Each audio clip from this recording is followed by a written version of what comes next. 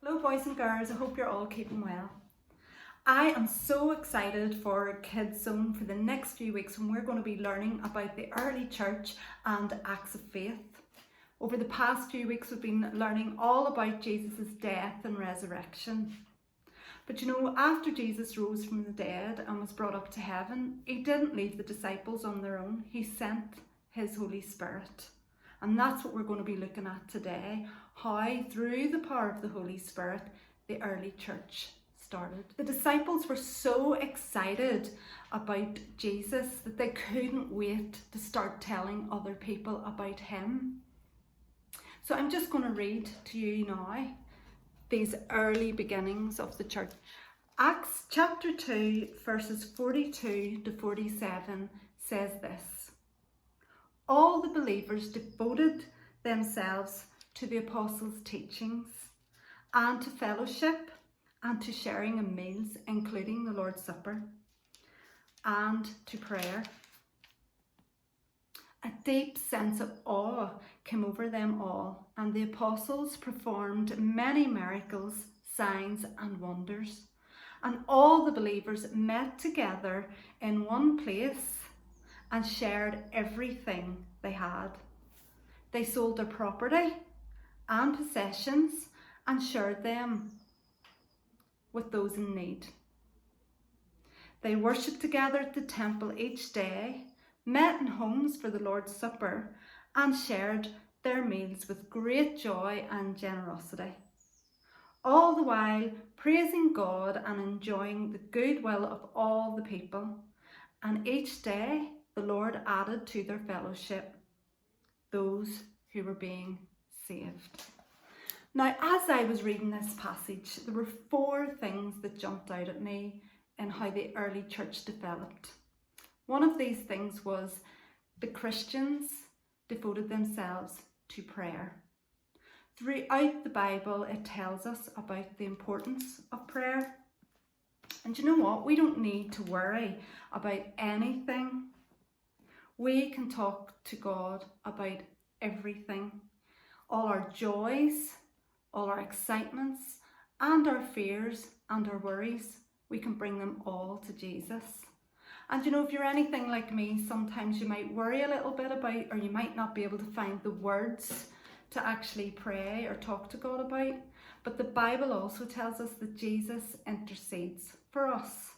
To intercede, it really just means someone is stepping in and doing something on your behalf. Isn't that amazing that Jesus does that when we struggle with the right words and the right things to say? The second thing that struck me with this passage was that all the believers ate together. Now, we can't be together as a church physically, but we can still be together like this, or in our hearts we can share meals and things like that together. Just like we're going to do on Sunday, we're going to have a meal together even though we're not physically with each other. The believers also met regularly together.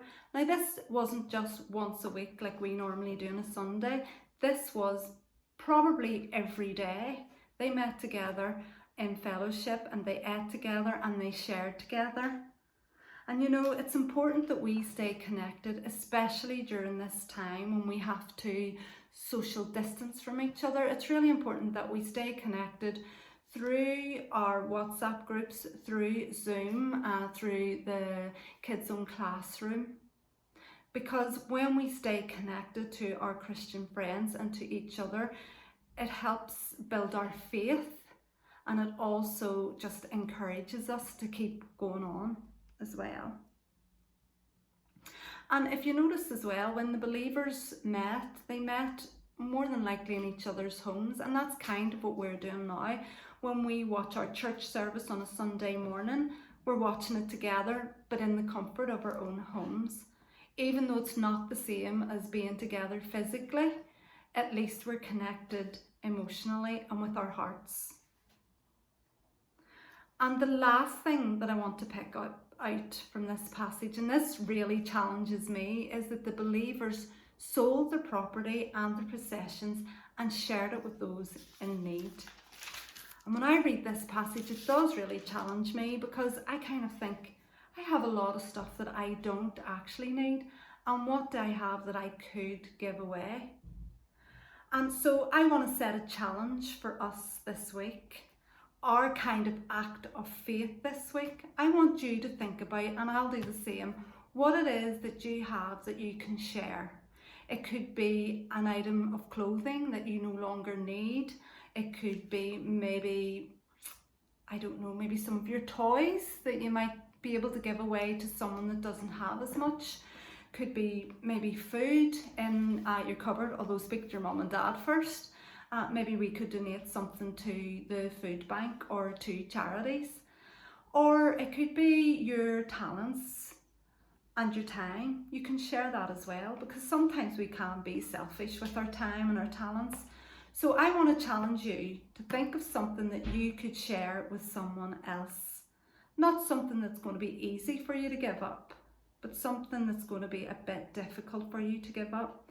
It could be even simply writing a letter to a friend or to someone that perhaps you don't get on so well with, or sending a little text message, or ringing somebody up and giving them a wee bit of your time to encourage them, because there are a lot of people out there maybe are feeling lonely.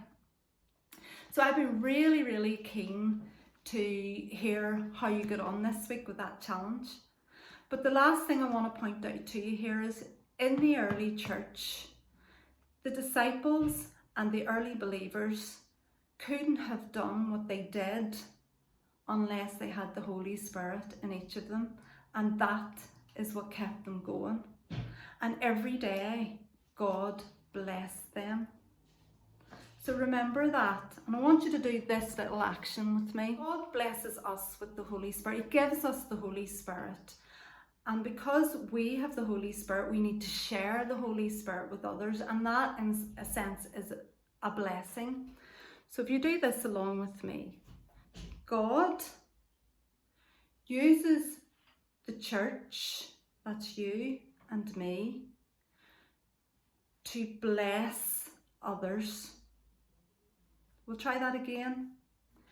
God uses the church to bless others. So I hope you enjoy the rest of your week. I look forward to speaking to you all on Zoom, hopefully very soon. Stay safe.